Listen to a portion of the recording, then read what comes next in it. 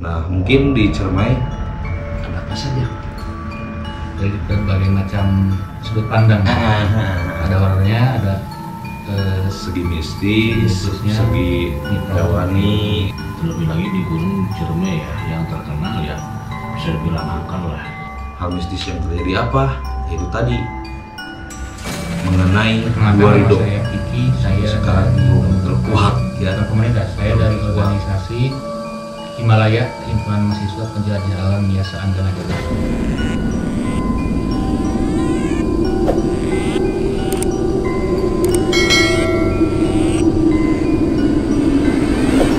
Assalamualaikum warahmatullahi wabarakatuh, rekan-rekan NTTV sekalian. Kembali lagi bersama kita di channel NTTV ya. Sekarang kita berada di program Cerpen, cerita para pendaki. Ya, sekarang kita ditemani salah satu narasumber yang dimana kita akan menggali perjalanan Gunung Ciremai. Kak, boleh diperkenalkan? Siap. Halo teman-teman NTTV, perkenalkan nama saya Kiki. Saya dari saya dari organisasi Himalaya, Himpunan Mahasiswa Penjelajah Alam Miasa Anggana Garut, PA di Garut. Iya, ternyata Kobot ini adalah Senioritas. salah satu penggagas organisasi pendaki mungkin ya, pecinta alam ya gitu. Kang Kiki, boleh diceritakan pengalamannya ketika perjalanan menuju Gunung Ciremai? Karena pada dasarnya gini, gunung itu tidak terlepas dari yang namanya mitos ya, Kang Obot ya. Yang namanya mitos, terus satwa liar, bahkan keanekaragaman yang mungkin lah tentang alam. Nah, mungkin di Ciremai ada apa saja? Dari berbagai macam sudut pandang. Ada horornya, ada Segi mistis, mistisnya, segi hewani gitu kan, lebih mereview lah, mereview. Saya mulai ceritanya dari prepare aja ya sebelumnya, biar runtun Mengetahui, gitu ya. Awalnya saya mendaki ke Ciremai itu bukan dalam rangka kegiatan Himalaya, tapi dalam rangka main aja. Kebetulan di kampus saya ada satu dosen yang hobinya naik gunung meskipun umurnya 54 tahun. Udah lumayan. Oh, sekarang iya. berapa umur Kang Obot? 24. Plus. Kebetulan dosen saya itu meskipun umurnya segitu Pak, tapi fisiknya kuat, fisiknya bagus tuh. Mungkin waktu mudanya dijaga. Jadi Kalau Kang Obot gimana Kang Obot? Sekarang mengenai fisik? Oh, semangka. Masih semangat. Tapi juga semangat. Ya, mungkin fisiknya karena dia fisiknya bagus, terus waktu mudanya dia habiskan untuk kerja ngejar karir gitu. Pas sudah pensiun dia hobinya kayak anak muda gitu. jiwanya jiwa muda lagi. Jadi Sama gitu. waktu dia di kampus itu waktu ngedosenin, dia bilang kalau saya itu suka naik gunung. Ada nggak di sini yang suka naik gunung? Kan di kampus saya ada beberapa kelas tuh yang seangkatan. Dia ngajarin di satu angkatan. Angkatan saya ada 3 kelas, cuman respon yang paling bagus itu di kelas saya, karena saya di kelas itu ada saya yang suka naik gunung lah, bilangnya suka naik gunung, dan teman-teman saya juga mengaminkan kalau mereka juga ingin ikut sama si Pak dosen ini. Namanya Pak Aris lah, biar saya nggak kaku ya. Terus oke lah, deal, kita naik gunung yuk, ditantang sama Pak Aris. Wah, kata saya, ini dosen saya udah umuran tapi semangatnya tinggi, fisiknya kuat, hebat nih. Nah, Kobot itu salah satu jiwa-jiwa seperti itu harus ditanamkan. Mau jiwa kepada anak muda sekalipun, bahkan pada orang tua ya. Iya. Jiwa-jiwa tetap di jiwa anak muda. Ya saya semoga hari tuanya bisa sehat kayak Pak. Amin. Sebenarnya awalnya itu nggak langsung ngajak ke Ciremai Pak Aris itu. Awalnya ngajak ke Papandayan, ke Cikuray, sama ke Gunung Guntur. Ya sekitaran Garut lah gitu, biar dekat. Tapi fisiknya malah makin sini bukan makin drop, malah makin nantang. Dia ngajak ke Ciremai. Nah, Malah mungkin yang muda juga kalah mungkin ya. Iya. nggak tahu dopingnya kuat. Paris hebat, Paris. Fisiknya benar-benar luar biasa sehat. Terus pada saat ngajak ke Ciremai, biasanya ngajak tuh cuma 4 orang atau 5 orang. Ke Ciremai itu dia nantang 10 orang. Kebetulan di kelas saya juga makin banyak yang lihat saya ke Cikuray sama ke Guntur kemarin ikut pengen. Antusias ya. Jadi 10 itu malah memenuhi dari kelas saya semua. 9 sih, 1 orangnya Pak Aris bawa apa? Getur pribadi. Jadi waktu kemana-mana pun juga dia sama kita, si geturnya ikut. Jadi kayak sahabat sama dia karena tiap naik gunung ketemu. Terus pada saat mengaminkan ke Ciremai, kita prepare dong, semuanya prepare. Ada yang prepare administrasi, ada yang prepare logistik kelompok terutama, sama logistik pribadi. Bukan logistik makanan ya, tapi peralatan persiapan gitu. Kayak tenda dan lain-lain itu ada di kelompok, dipersiapkan. Ada yang administrasi, ini bagian administrasi mendaftar karena daftar online karena Ciremai itu taman nasional. Dan waktu itu 2016 kalau nggak salah udah daftar online.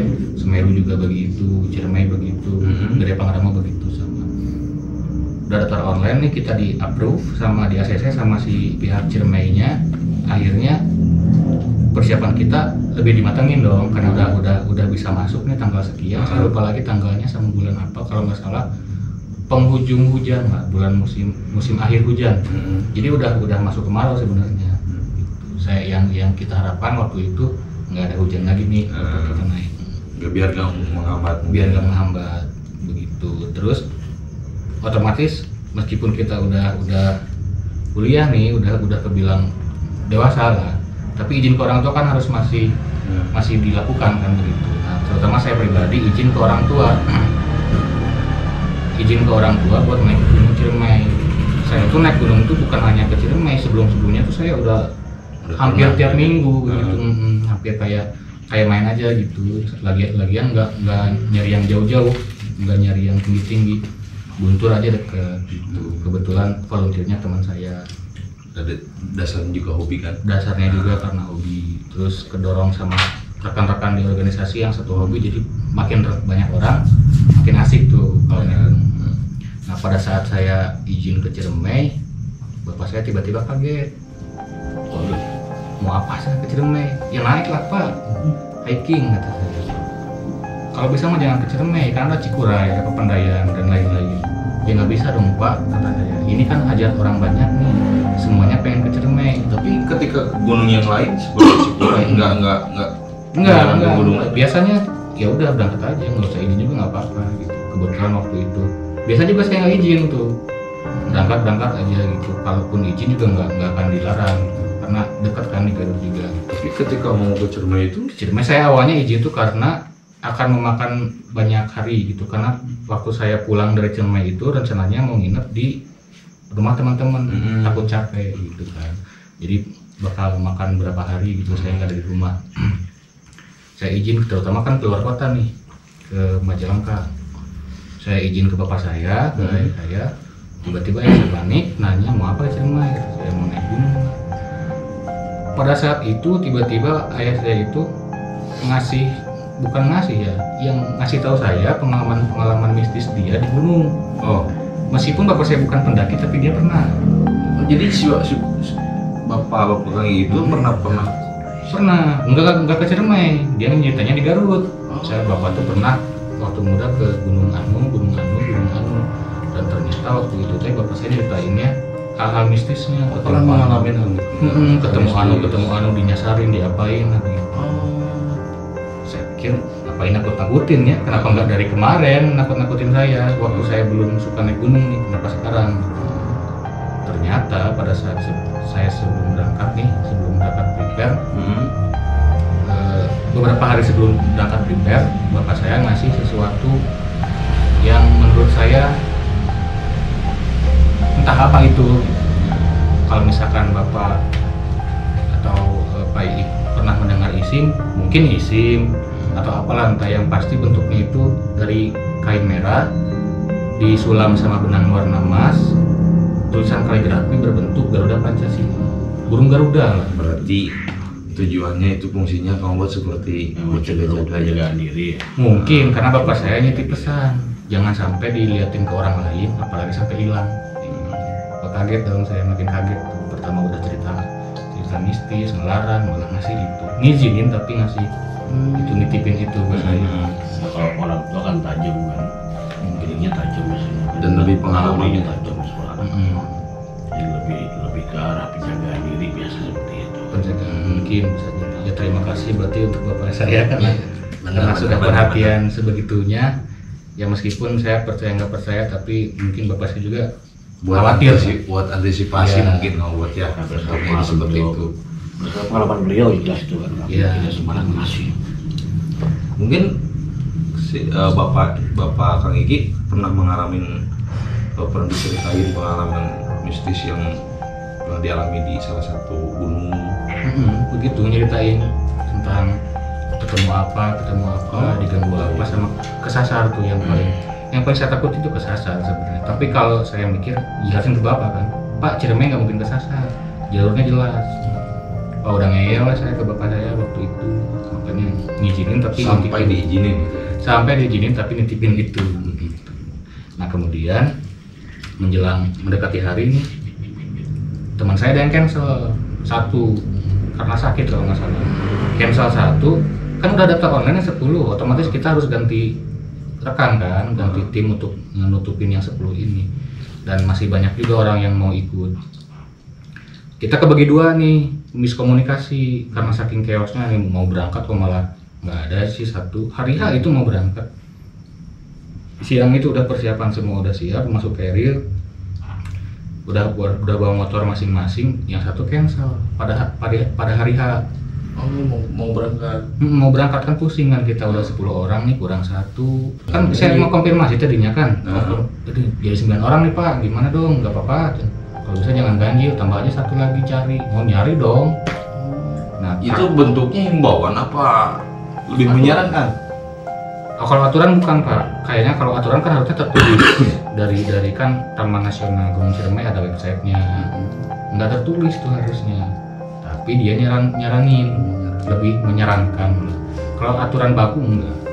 Oh, jadi Aturan baku enggak. rekan-rekan dari TV kalau ingin mendaki ke Ciremai itu diusahakan mungkin ya, diusahakan diusahakan. jangan ganjil. Harus genap gitu ya. Harus genap. Otomatis kan saya nyari yang satu dong, yang kosong, nyari tuh. Saya nyari, teman saya nyari, dua-duanya dapat nih.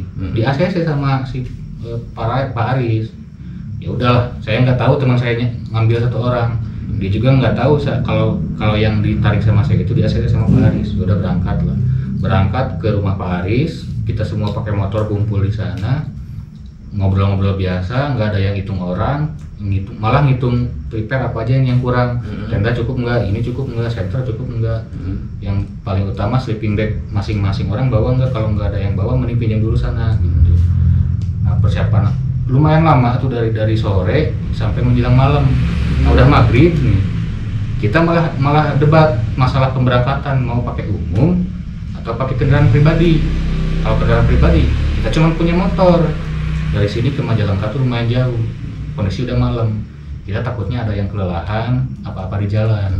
Resiko pakai motor kan lebih tinggi, mending pakai umum. Iya, tapi kalau pakai umum, dosen saya nggak mau pakai umum, dia pakai pribadi aja lah. Ya udah nggak apa-apa kata dosen saya, pakai aja mobil bapak. Ada dua kebetulan, yang satu mobil baru, yang satunya lagi mobil lama.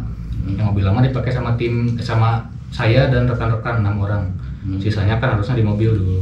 6 orang 4 dong. Iya. Berangkat lah, udah kemalaman tuh, udah jam 10-an lebih lah kalau nggak salah. Berangkat di jalan, aman-aman aja tuh, bercanda-bercanda, ngobrol-ngobrol. Udah berhenti di Alfamart, belanja makanan cemilan di mobil, bukan buat perjalanan, di perjalanan nanti di depannya lagi udah dapet. Jadi peralatan kita siapkan di Garut. Tapi untuk bekal makanan kita beli di sana di Majalengka gitu, biar nggak terlalu berat gitu bawanya.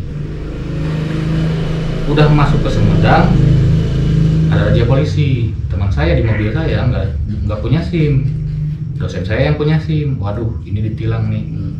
Gimana dong kalau ditilang? Nanti ngurusnya lah jauh ke Sumedang dari Garut. Tapi dosen saya pintar, dari belakang tuh dosen saya ngedim, lampu tembak. Wah, terus lampu tembak. Terus nyali, kenceng tuh nyali. Si polisi curiga kan, oh Pasti, kenapa pasti. dong? Kenapa cepet-cepet sama ngedim? Akhirnya yang dicegat sama razia itu mobil dosen saya. Mobil saya aman sama teman. Wah, supir teman saya kan yang supirnya. Wah, udah deg-degan itu, takut Karena nggak ada SIM, ya? Tapi alhamdulillah dosen Lancar, saya ya? yang Alhamdulillah. ditahan, dan dosen saya kan surat-suratnya lengkap. Sampai tujuan. Sampai tujuan itu kira-kira jam 1 lebih lah. Soalnya di perjalanan dari kampung ke base camp Apunya lumayan susah. Ada selip ban, waktu tanjakan selip ban. Tracknya mungkin ya. Ya dulu 2016-17 lumayan sulit sih menurut saya. Licin lah. Begitu. Sampai di lokasi base camp itu sekitar Jam berapa? 2 Jam 2 malam. jam 2 malam. Karena berangkat jam 10 malam. Oh, jadi posisi sampai di base camp jam 2 malam itu langsung menuju jalur apa beristirahat dulu? Begitu. Pengennya mah langsung pelan-pelan biar nyampe pagi, tapi nggak boleh katanya, kata si volunteernya nggak boleh. Jalurnya ditutup malam hari, dibukanya siang hari sampai jam 5 sore. Jadi dia emang aturannya harus jam 6 pagi gitu. Iya, kalau pendakian gunung itu disarankan siang hari. Kalau malam hari kita tuh menghadapi hewan-hewan yang nggak kita lihat, Terlalu beresiko. hewan-hewan Mungkin, nocturne ya. yang beresiko. Ya, sahabat TV, ternyata kalau yang ke Gunung Ciremai itu perjalanan pembukaan jalurnya itu dari jam 6 pagi, karena kalau malam itu tentunya pasti beresiko mungkin. Ya, saya nggak tahu buka jam berapa. Cuman waktu jam 2 datang saya, pelukirnya ada, cuman nggak ngebolehin. Nanti aja subuh. Memang ditutup kan jalur. Tapi kalau bukanya saya nggak tahu jam 7 atau jam 8. Tapi saya berangkatnya subuh dibolehin. Kalau di sini mau ngobot enggak ya? Kalau di sini mah di Cikuray, Guntur. Kalau ada penjagaan nggak disarankan sebenarnya. Oh, Pasti begitu. dilarang kalau ada penjagaan. Kalau di gunung ya emang udah protap seperti itu. Protap. Itu udah protap. Karena kalau dulu Ki bukan volunteer ya, kalau zaman obat itu jagawana ya. Jagawana memang protapnya mesti siang. Karena mereka tidak boleh ngambil risiko lah. Ya minimal terang lah. Minimal antara pukul 5 subuh ataupun maksimal pukul 6 lah. Minimal pukul 6. Baru bisa naik ke trik gitu kan. Terlebih lagi di Gunung Ciremai ya, yang terkenal ya bisa dibilang angker lah. Banyak cerita mistis. Iya. Seperti itu katanya. Obat belum pernah. Makanya kita akan mengenali orangnya Ya langsung. pernah, jadi sudah Ya, gitu. sering di Ciremai kan. Mau tidak mau dia juga mengasih penerangan ke kita. Nah, kalau katanya ya Ciremai itu terkenal dengan keangkerannya, banyak pendaki yang cerita seperti itu. Iya. Ya, betul. Nah, kita sekarang ada Kak Kiki ya. Ah, Gimana Ki cerita Ciremai mesti pribadi yang mungkin mungkin ada dialami pengalaman gitu. setelah mulai pendakian kemarin? Ada sih cerita mistis yang saya alami di Ciremai itu. Sebenarnya saya nggak terlalu percaya sama hal yang begituan, cuman karena ada titipan dari ayah saya yang tadi, sama ada himbauan dari volunteer yang nggak masuk akal. Yang ganjil itu Yang ganjil itu, jadi saya parno sendiri itu di sana itu. Tapi ya berjalan lah, yang penting kan ini udah siang nih, nggak terlalu bahaya kalau siang itu udah terlihat jalan enak, cahaya bagus gitu. Berjalanlah kita dari pos pendaftaran ke pos 1, pos 2 dan lain-lain gitu. Di tengah perjalanan nih tiba-tiba kabut datang, Pak. Kabut ya. Kabut ya. Tapi si kabut itu malah jadi hujan. Kan kalau di gunung itu kalau ada kabut, kalau kabutnya terlalu tebal, hujan langsung. Meskipun hujannya nggak gede, cuma gemericik begitu. Nah pada saat itu setelah melakukan perjalanan panjang, saya dan teman-teman itu terbagi menjadi 2 kelompok. Yang di depan 1 kelompok, yang tertinggal di belakang 1 kelompok. Yang di depan tuh 4 orang, saya, dosen saya, gedurnya dia, sama teman saya yang perempuan. 4 orang di sana tuh. Tiba-tiba hujan. Saya berinisiatif untuk ngeduh dulu tuh di pohon rindang. Saya ajak dosen, Pak istirahat dulu yuk. Nunggu anak-anak di belakang juga nih, biar nggak terlalu jauh jaraknya. Oh yaudah Ki, ayo. ketika mau istirahat di depan ada kelihatan orang, ternyata teman saya. Teman saya namanya satu orang teman saya namanya Rido, dia udah prepare, udah pakai jas hujan, padahal hujannya baru beberapa detik lah, baru 20 detikan lah turunnya, tapi dia udah prepare pakai jas hujan. Jas hujannya saya tahu warna apa, merek apa, jaketnya saya tahu merek apa, celananya dan lain, pokoknya itu Rido. Saya panggil, Dok, jangan buru-buru nungguin teman yang lain, jangan ngelirik. Dok, Oh jadi terus jalan, Dok, diam dulu di sini, istirahat dulu. Oh dia maju, saya pikir logis tuh, antara dia emang kuat, emang tenaganya kuat, dia bawa beban tenda sama saya bareng. Saya tenda, dia tenda, mungkin dia punya pikiran untuk nyampe duluan, bikin tenda persiapan untuk si Pak dosen. Jadi kalau pas Pak dosen nyampe di puncak, di bawah walet, dia langsung istirahat gitu biar enak. Ya apa ya, melayani lah, karena si Pak dosen sudah ngasih kita kepercayaan, kita juga harus ngasih pelayanan yang baik buat si Pak dosen. Tapi nggak ngelirik, ya panggil-panggil nggak ngelirik. Saya masih mikir logis, mungkin dia pakai headset meskipun sedang hujan, nggak apa-apa lah, biarin. Kata teman saya, biarin aja. Saya pikir teman saya yang perempuan ini bilang biarin itu karena satu pikiran sama saya, mungkin dia mau bikin tenda di atas. Ya udah, kita nunggu ngerokok, nunggu teman-teman yang lain. Harusnya kan kita 4 nih, di depan 1, udah 5 kan, di belakang sisa 6 harusnya. Pas datang, tim saya yang di belakang datang, satu persatu datang, saya hitung ada 7 orang, termasuk Rido. Pastinya kurang ya, Harusnya 6 kan, karena Rido udah di depan, saya 4 nih udah 5, harusnya 6 lebih 11. Iya. Ternyata Rido ada di belakang sama teman-teman yang lain. Terus si Rido itu Nggak tahu Rido siapa. tapi dengan baju yang sama, Baju yang sama, dengan wajah yang sama. wajah nggak kelihatan, karena kan dia di depan, saya di belakang. Tapi minimal posturnya sama. Posturnya saya bisa Mesti meyakinkan, tahu komodnya. iya saya bisa meyakinkan sama teman saya kalau itu emang Rido, karena kita prepare alatnya bareng-bareng, termasuk saya tahu jas hujan dia karena dia prepare-nya di depan saya, satu tempat gitu. Termasuk geturnya juga prepare bareng, dan geturnya juga lihat itu Rido. Terus respon ketika melihat si Ridonya ternyata ada di belakang, gimana respon teman-teman? Ya awalnya sih kaget, cuman kagetnya tuh dalam keheranan, jadi kok padahal tadi Rido. Saya lihat-lihatan sama teman saya yang perempuan malah diam, nggak ada ekspresi apapun, cuma nunduk. Setelah lihat-lihatan nunduk. Waduh, saya makin risih nih sama kondisi hari ini. Mana hujan lagi, belum habis kan, belum reda sebelumnya. Saya beranikan diri untuk ngomong ke si Rido, Dok yang bener dong, masa udah di depan mereka di belakang, mau ngapain, salah jalur. Kamu orang di belakang dari tadi juga. Bohong. Bener, sumpah, tanya aja ke teman-teman. Saya makin panik dong di situ. Pastilah. Ridonya jadi ada 2 kan kalau gitu. Antara saya kalau dia bohong saya kesel nih, kalau dia benar saya kaget dong. Siapa itu kan? Saya cari, saya kumpulin anak-anak yang di belakang tuh, yang tim di belakang saya kumpulin, misal sama Pak dosen, biar Pak dosen nggak ikut panik.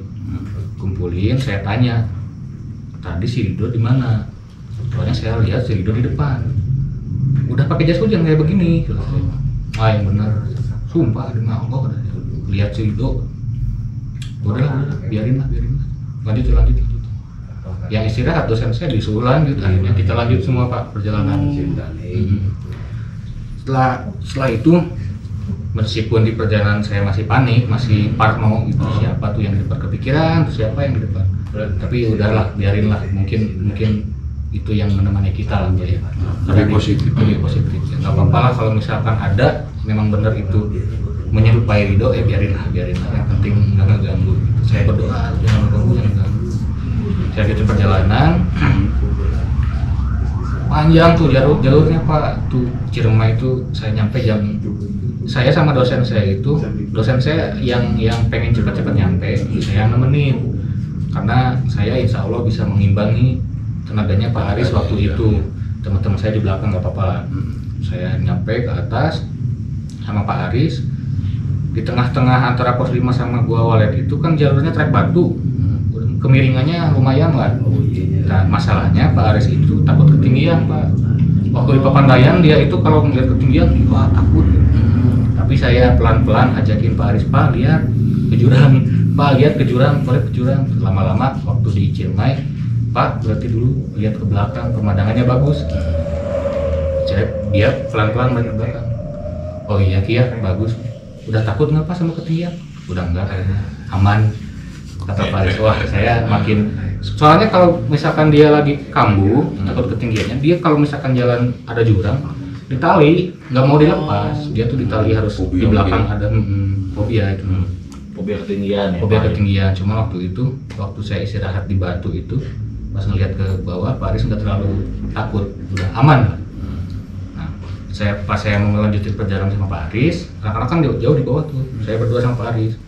Tiba-tiba yang saya dudukin itu ada plakat, tulisan. Oh, Seperti nisan. Seperti nisan. kuburan gitu. Tapi di batu. Di jalur. Di jalur, di batu. Tapi ketika lewat itu nggak sadar ada Enggak, karena warnanya hampir sama lah kayak batu. Cuman bedanya dia tuh dipasang plakat keramik yang warnanya hampir sama kayak batu dan ada tulisan kirang tulisannya apa itu? telah wafat teman kami ini. Obat merinding ya. Tapi waktu saya telusuri itu bukan makam. Memang dulu kejadiannya ada yang meninggal.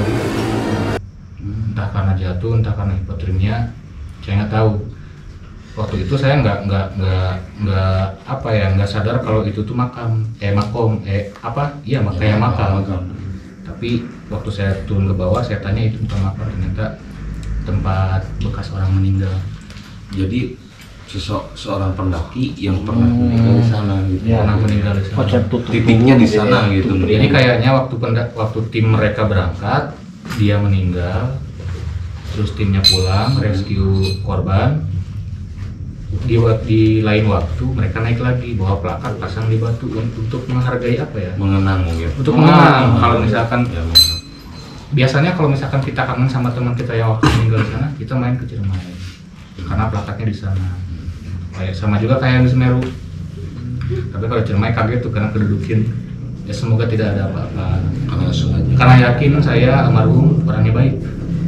Semoga tidak ada apa-apa. Tapi ketika tahu itu bahwa mencurigai mungkin ya, pertama mencurigai adanya itu makam, ketika melanjutkan perjalanan ada hal-hal mistis juga yang terjadi apa enggak? Nggak ada sih kalau hal mistis setelah itu ya, setelah Ridho nggak ada lagi ke atasnya tuh. Cuman kalau suara-suara ada kayak anak pramuka suaranya, kayak anak pramuka sedang dipimpin komando. Saya pikir itu dari jalur sebelah. Kan kalau di atas itu, di atas batu itu udah jalur 5 ke Gowalet, kita ketemu sama jalur Palutungan. Jadi dari Palutungan sama dari Apui itu satu titik. Nggak tahu kalau dari Gajati, tapi kalau dari Palutungan satu titik ketemu di batu itu, jalur batu. Saya pikir dari jalur sebelah. Tapi waktu hari jam ke jam atau waktu nggak ada. Ya mungkin anak-anak kira saya alam, saya nggak tahu. Tapi kalau suaranya jelas. Yang dengarnya itu seperti emang anak pramuka kan? Anak pramuka kayak gimana ya, sedang di komando. Pelonconya. Bukan pelonco, kayak sedang disiapkan. Siap kak. Kayak begitu. Banyak kan, anak-anak banyak kan suaranya. Berarti emang terbukti bahwa di Gunung Ciremai ini ada hal-hal mistis. Ada salah satunya karena Kiki juga menjelaskan adanya 2 Ridho. Jadi yang menyerupai temannya, padahal temannya ada di belakang. Dan ternyata ketika temannya datang, kok ada Ridho lagi gitu. Ternyata dia ada yang asli.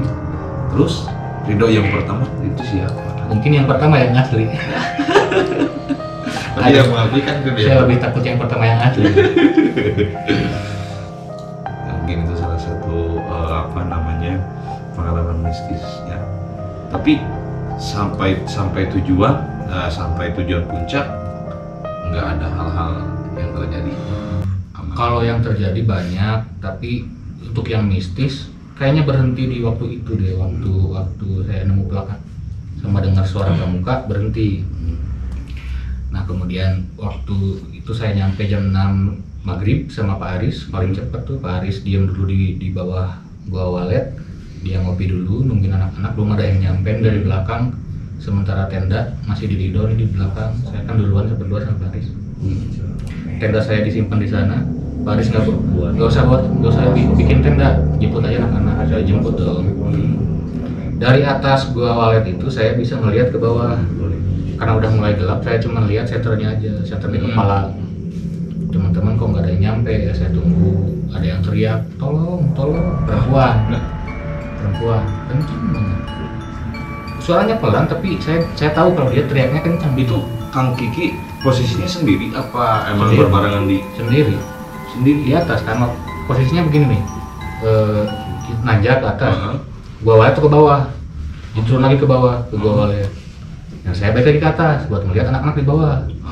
Nah saya lihat dari atas ada yang dengar dari atas ada yang teriak minta tolong, tapi teriakan itu teh dibarengi sama teriakan teman saya. Jadi bukan cuman si perempuan itu yang minta tolong, teman saya juga minta tolong. teman yang cewek yang cowok? Yang laki-laki. Kunaon tuh? Saya samperin dong ke bawah. Nah saya samperin ke bawah, yang teriak minta tolong perempuan makin kenceng. Saya terus ke bawah, teman saya marah, jangan nolongin dulu orang lain, teman kita yang sakit juga harus ditolong. Oh ya udahlah, saya pikir teman saya aja yang saya rescue. Ngerescue-nya standar, cuman saya bawain barang dia aja, barang bawaan dia saya bawa, saya pelan-pelan nemenin dia sampai ke gua walet. Pas sampai gua walet semua aman, saya balik lagi penasaran, takut ada apa-apa sama orang lain di sekitar. Karena kalau misalkan pahitnya sampai wafat, besoknya kita juga yang repot nih nolongin, masa dibiarin dong. Kita juga repot yang nolongin. Saya diem di atas nungguin, nggak ada yang minta tolong. Berarti selama ada suara yang minta tolong itu nggak ada lagi orang? Nggak ada lagi orang, nggak ada yang naik. Walaupun jelas terdengarnya kan? Walaupun jelas. Logikanya begini, kalau dari bawah naik ke atas, mau ke puncak, nggak mungkin orang langsung ke puncak, pasti ke gua walet. Di gua walet itu kosong, cuma ada tenda saya sama tenda orang Batak. Teman-teman saya dari Medan, bukan teman sih, tetangga, orang Batak. Masih lega tuh lokasinya, harusnya dong si perempuan itu nyampe ke sana, ke gua walet, dan nggak akan ngecamp di mana-mana, pasti di gua walet. Pas di gua walet. Tapi tidak ada, sampai saya tungguin, bosen, nggak ada orang lagi nih, nggak ada sorot lampu, balik lagi ke posko, ke tenda saya. Sampai di tenda juga ditunggu-tunggu? Nggak ada. Nggak ada. Iya, dengan teriakan perempuan berapa orang? Satu orang Buat membarengi teriakan teman saya, tapi nggak tolong ini sama tolong, enggak, waktunya beda, cuman selingan gitu. Cuman makin bawah saya makin denger kencang, jadi kalau teman saya emang ada yang curiga emang yang sakit. Teman saya kan cuman tolonglah, cuman begitu, ini tolong. Saya kan lebih panik yang tolongnya lebih kencang kan. khawatir juga kan Khawatir suaranya. juga. Terus teman saya juga masih banyak lah yang bisa nge-rescue. Tapi ternyata teman saya malah negur saya, tolong iniin dulu rekan kita satu budak ini baru ke bawah. Tapi tidak ada pas setelah teman-teman saya aman, nggak ada. Meskipun ada yang sakit sih, teman saya waktu nyampe tenda yang di rescue sakit sampai besok pagi. Nah, insting kita ya, mindset kita kan kalau kita minta tolong banyak sebab ya, banyak kita itu kena berita buas, jatuh lah, atau gimana lah kan, ya kita kan refleks ya mestinya kan itu kan. Tapi pas kita tunggu nggak ada, nggak muncul. Entah karena pulang lagi atau karena apa gitu. Kalau pulang nggak mungkin orang bakal nyampe walet juga kan. Tapi saya konfirmasi ke si volunteernya, ke relawannya, nggak ada yang sakit. Dari siapa? Nah sebelumnya waktu di tenda, tetangga saya yang Batak pada ngomong kasar, pada ketawa-ketawa, kencang banget, ngeganggu tidur orang lain lah. Kencang banget ngobrolnya, kasar gitu. Ya kasarnya sama-sama bilang itulah. Meskipun saya orang Sunda, dia orang Batak, sama ngomong itu, ngomong kasarnya begitu. Udah pasti saya tahu itu ngomong kasar. Tapi saya nggak tegur, biarin lah. orang saya juga sama-sama ngomong kasar gitu. Tapi bedanya saya nggak kencang, nggak teriak-teriak. Kalau dia teriak-teriak, udahlah biarin lah. Akhirnya mereka tidur dengan tenang, tim kita juga tidur dengan tenang, kecuali saya dan teman saya si Sansan. Jaga tenda lah, nggak ada api unggun tapi jaga tenda. Itu yang paling apa ya, ripuh kalau bahasa Sunda. Nggak ada api unggun harus jaga tenda. Nggak tidur sama sekali. Nggak tidur sama sekali. Ngobrol. Selama berjaga dua orang itu di tenda Nggak ada kejadian nggak ada sih.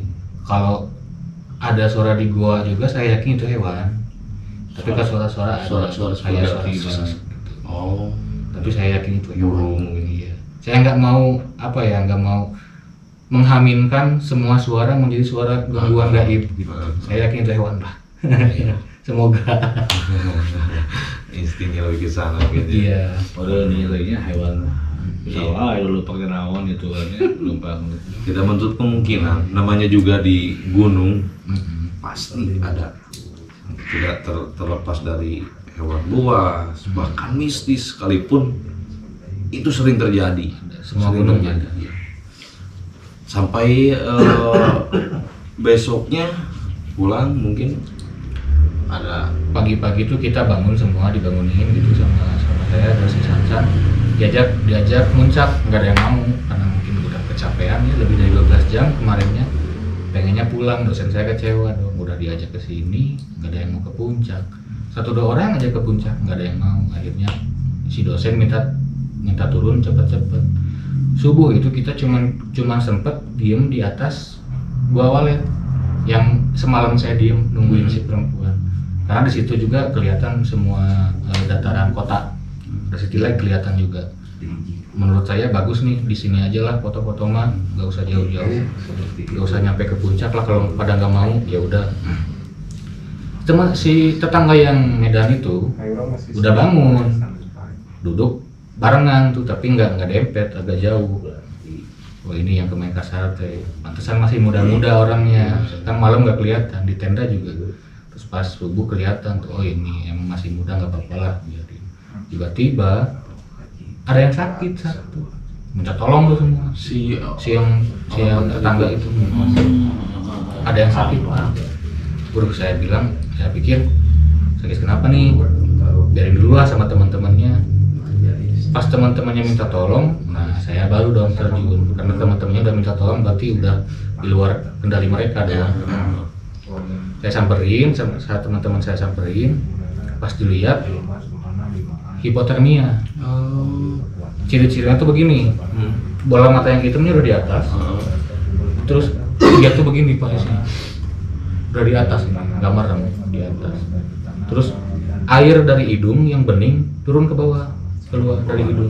Bening bukan itu, bukan ingus, bening aja. Terus saya pernah suatu waktu dulunya kalau misalkan cairan itu keluar dari hidung yang bening, sakitnya sampai ke sini, sampai ke kepala belakang. Berasa di dalam otak lah. Mungkin pernah ngerasain kalau lebih dingin. Teman-teman itu mungkin pernah ngerasain. Terus saya lihat dari sini keluar, tapi bukan iler. Dari sini keluar bukan ingus. Oh ini hipotermia jelas. Buru-buru sama saya dan tim ngurus dia lah, kasarnya namanya ngurus dia. Terus kita buka bajunya, teman saya buka baju yang kering, dipakein ke dia. Terus teman saya yang perempuan, inisiatif nih, dia bawa kayu putih, dibalurin ke semua badannya, dibalurin, tetap aja begitu, agak kejang sedikit lah gitu. Cuman bukan kejang kayak step, kejang biasa, cuma kayak kedinginan gitu. Cuman matanya udah hilang gitu, ke atas, dibalurin semuanya, nggak ada respon baik nih dari si penderita. Kepaksa dong melakukan tindakan-tindakan yang agak kasar, yaitu menampar, meskipun cuman gitu untuk menyadarkan supaya si penderita tidak tidur. Kalau penderita tidur, ya udah. Jadi kalau misalkan ada yang hipotermia, ajak ngobrol, marahin. Mungkin Kang Riki bisa memberikan tips atau cara ketika teman kita mengalami hipotermia saat mendaki gunung, salah satu gunung. Silakan. kayak yang tadi tuh yang belum selesai ya, digamparin tetap aja tuh nggak keluar, nggak sadar orangnya tuh masih menunjukkan gejala yang sama pada saat pertama kali kita ngerawat, ngurus. Kalau perawat kayak perawat, pertama ngurus begitu aja, udah dibalurin kayu putih begitu aja, saya tampar begitu aja. Akhirnya saya minta tolong temen-temennya, paksa aja ngobrol, jangan dibiarin tidur. Temennya teriak ke telinganya, bangun lo, jangan mau mati kayak beginian, lo tuh kuat. Dia batuk langsung, si penderitanya batuk langsung, batuk. Matanya udah normal, terus dia udah kayak orang yang bingung, langsung lah diganti lagi bajunya, kita bungkus pakai aluminium foil. Kebetulan saya bawa sama tim begitu. Jadi pada saat saya ngurus ada yang bawa aluminium foil untuk ke bawah sama SB, langsung di SB sama aluminium foil, SB sleeping bag. Udah lama kelamaan dia dikasih air hangat, baru bisa ngobrol. Saya kenapa? Tadi tuh kamu tuh begini, tapi sudah nggak apa-apa sekarang, nggak usah panik. Oh, maaf ya, saya ngerepotin begitu. Tapi alhamdulillah nggak jadi masalah. Mungkin salah satu pertolongan pertama ketika menghadapi orang yang sedang hipo di saat muncak. Kalau pertama tindakan pencegahannya dulu ya. Pertama tuh kalau misalkan kita sebagai orang lain yang ngelihat misalkan ya, lihat dulu nih kalau misalkan kakinya bergetar biarin lah. Karena kalau misalkan orang yang menggigil itu proses badannya itu sedang menghangatkan tubuh secara alami, makanya dia menggigil kedinginan itu, biarin aja. Kalau menggigilnya masih lama, ajak ngobrol, bangunin, ajak jalan-jalan, lari-lari atau apa-apa. Kalau misalkan suhu tubuhnya kita bawa termometer nih selalu kan, karena ada P3K. Pas dicek di bawah 36 itu udah hipotermia. Kalau udah 36 itu dia udah masuk hipotermia. Dia akan suhu tubuhnya akan terus turun ke bawah sampai ke 0. Kalau udah 0 udah itu semua fungsi tubuhnya nggak bisa normal lagi, nggak berjalan, malah meninggal. Jadi yang harus dilakukan pada saat kita mendeteksi teman kita sedang terkena hipotermia itu, pertama ajak ngobrol dia terus menerus, jangan sampai dia ngelamun, tidur, apalagi pingsan, jangan. Pokoknya kalau dia tidur, pingsan, bangunin, biar suhu tubuhnya bisa terjaga.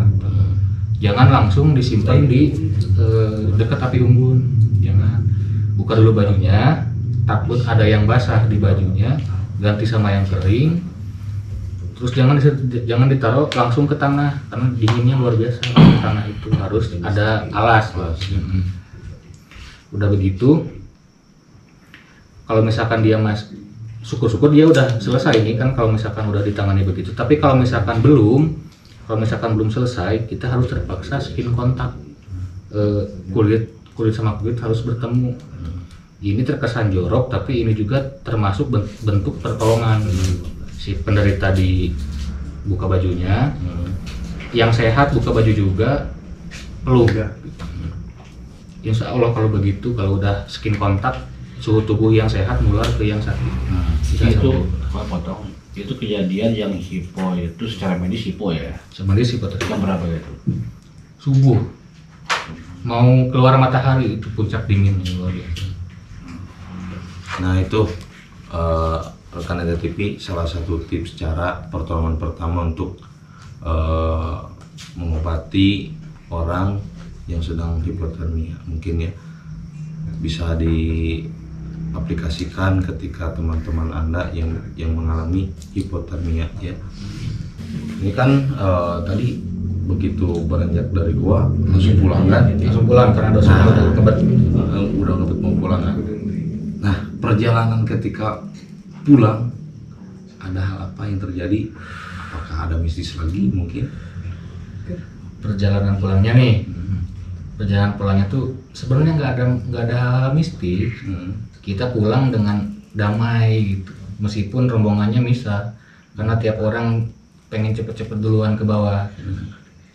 Saya paling belakang sama si Arobi karena kebetulan si Arobi sakit. Yang jadi masalah itu perjalanan pulang mah nggak ada mistis, cuma ada yang sakit. Nah itu yang jadi beban fisik lah kasarnya. Nah, udah sampai ke pos pendaftaran kan pulang nih langsung nih. Saya singkat cerita langsung ke pos pendaftaran. Saya tanya ke volunteer yang tadi saya tanya itu, ada perempuan yang sakit nggak kemarin yang turun? Nggak ada, kita nggak merescue, nggak dapat laporan. Aduh, siapa dong yang kemarin teriak-teriak minta tolong? Saya berpikir positif, kalau si perempuannya nggak sembuh, semoga yang saya dengar itu memang orang asli. Terus saya nyampe ke sana, laporan pulang ke volunteer, simpan sampah di sana karena udah disediain sampah. Pak Aris ngebet pengen pulang ke Garut langsung, nggak mau makan dulu, nggak mau apa dulu, pengen pulang langsung tuh. Biarlah istirahat di jalan di pom bensin atau di masjid di mana gitu. Ya udahlah kita prepare untuk pulang kan, masuk mobil semuanya. Yang pertama berangkat tuh mobil Pak Aris karena Pak Aris yang udah bener-bener pengen pulang sama sekali itu. Saya lihat yang masuk mobil tuh, mobil Pak Aris tuh ada Pak Aris, ada Arobi, teman saya yang perempuan, ada 2 lagi teman termasuk si Rido. Wah, si Rido kenapa di sana nih? Kemarinnya kan berangkat sama saya. Ya, saya tanya dong, Dok, di mobil Pak Aris? Iya, di sini aja. Udah tutup pintu, berangkat mobil Pak Aris. Kita kan nyusul dong. Ya prepare cepat Pak Aris udah turun nih. Masuk, jek jalan. Tiba-tiba di belakang saya ada Rido. Udah tidur. Rido kan Ridonya naik ke mobil si Pak ya. Yang lihat Rido masuk ke mobil Pak cuma saya. Yang nanya cuma saya. Aneh pokoknya mah. Yang saya lihat tidur di belakang. Saya tanya dong. Kan udah tidur dia kan. Katanya kenapa si Rido kapan kesini? Dia waktu pertama turun itu udah langsung masuk mobil sih, udah tidur langsung. Capek. Jadi sebelum teman-teman beranjak ke mobil itu, Rido itu udah masuk mobil gitu. Terus ya aneh kan, di depan saya. Saya telepon yang di depan dong, salah satu orang yang berbicara. Di sana ada Rido nggak? Tapi yakin dengan masuknya si Rido, bahkan ditanya dulu si Rido dengan pakaian yang sama, dengan pakai tas bahkan yang sama, bahkan kotornya pun sama. Kan pulang kotor tuh si Rido. Dia juga sama. Saya nanya, suaranya suara Rido, ekspresi biasa. Rido lah. Di sini aja. Masuk, tutup mobil, berangkat. Kita di belakang, saya telepon dong, di depan Rido nggak ada. Terus si Rido yang di mobil itu siapa? Mungkin kalau saya nggak bawa titipan ayah saya, gangguannya lebih ekstrim. Berarti benar Kang Obot. Poin yang bisa diambil ini. Kenapa harus genap, nggak boleh ganjil? Dikarenakan takutnya ada yang nemenin. Mungkin kayaknya seperti itu kayaknya. Melengkapi genap. Iya, melengkapi. Itu kan Rido harus contoh. Kasusnya jelas itu kan. Jelas. Ada himbauannya meski genap boleh ganjil. Kita ngototnya ganjil berangkat di lokasi mau tidak mau yang nemenin. Jadi itu ada 2. Bahkan kan dari pertama berangkat si Rido itu juga ada 2. Dan yang pertama yang melihatnya bukan saya doang. Semuanya kan? Semuanya yang di depan. Tapi yang jadi perbedaannya si Rido yang pertama itu ketika disapa nggak menoleh kan? Kalau yang pas pulang udah berani dia. Udah berani jawab. Aduh. Ini salah satu pengalaman dari Kang Kiki ini benar-benar di luar nalar mungkin ya, di luar nalar, karena mustahil orang yang berangkat satu menjadi 2. Dan sampai sekarang kan saya sama teman-teman yang kemarin itu masih menjalin komunikasi, sama Rido juga masih. Tapi sering membahas itu. Ketika ditanya si Rido tersebut menyadari nggak? Ridonya enggak. Adanya yang menyamai dirinya. Ridonya nggak menyadari, cuman dia tahunya dikasih tahu sama saya. Dia bilangnya saya yang mengada-ngada. Udah saya nggak memperpanjang itu. Masih nggak percaya. Saya nggak. Ini saksinya nih, enggak. Karena kan masih di lokasi itu, masih di gunung. Saya nggak mau itu diperpanjang lagi lah. Udah nanti di rumah aja ceritanya. Nah pas di rumah saya ceritain total sama sekali ke si Rido, kaget dia. Walaupun nggak percaya. Nggak kebayang. Obot ya. Satu teman menjadi 2. bahkan mau pulang juga ada 2. Impas Kebayang, ya. iya. Yang kedua melirik ngejawab. Nah itu perbedaannya. Yang pertama nggak ngejawab, bahkan terus Jalan aja. melanjutkan perjalanan. Kalau yang kedua beranjak mau pulang masuk mobil, padahal si Ridonya udah tidur di mobil. Pertama masuk Mobil belakang. Di belakang. Mobil dari belakang. dari baju, tas sampai kotornya pun sama kan. Motornya pun sama. Ini suatu hal yang sangat ya di luar logika lah, di luar logika, karena saya pribadi baru tahu ada kejadian seperti ini, khususnya di Gunung Cermai mungkin ya. Saya merinding malah. Pasti saya juga sama. Mungkin Kang Kiki ada hikmah yang bisa kita ambil dari perjalanan Kiki ketika mendaki ke Gunung Cermai, bisa disampaikan kepada rekan-rekan NTTP di rumah. Intinya mah kita harus saling menghargai antar sesama manusia. Iya. Kalau misalkan kita ngomongnya kencang, terlalu kencang, mengganggu orang, kita tekanin. Karena di gunung orangnya sama-sama capek, gampang tersulut emosi, jadi harus saling menghormati. Iya. Kemudian kalau misalkan ada mitos, jangan dipantang, hargailah. Hargai. Kita boleh nggak percaya, tapi hargai mah kata saya harus. Meskipun kita nggak percaya mitos. Gitu. Terus saya tuh percaya kalau alam itu menyerap bahasa yang keluar dari manusia. Pasti. Dan mereka mengembalikan itu ke kita juga. Misalkan kita kasar di gunung atau apa-apa, atau melakukan tindakan yang kurang etis lah di gunung, alam juga akan memberikan feedback yang jelek. Saya curiga tetangga saya yang Medan itu karena malamnya dia ngomong kasar, bla bla bla bla bla. Mungkin itu salah satu efeknya mungkin. Paginya sakit. Kita nggak bisa nyalahin total ke gaib, karena mungkin karena dianya aja yang sakit, gitu kan, karena medis. Cuman menurut saya nggak boleh lah begitu. Karena kalau misalkan benar itu gaib, ulah gaib, dia sakit, yang repotnya tetangga juga, tim lain juga yang repot. Pastinya.